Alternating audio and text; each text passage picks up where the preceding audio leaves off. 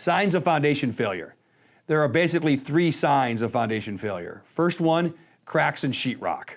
You're gonna notice cracks above doors and windows. They're gonna be on a diagonal. Usually they're not gonna be straight. A straight crack usually just means somebody did a bad job taping the sheetrock. Sloping floors. This is a big one. If you have hardwood floors or vinyl, put a ball on the floor. Ball rolls, you're pretty much sure that you have foundation failure. Sticking doors.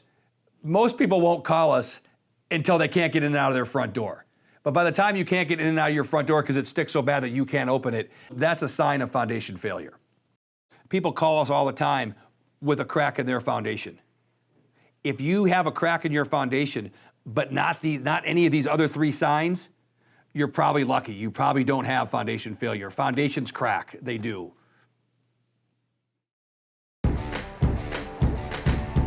Schedule your free foundation evaluation today.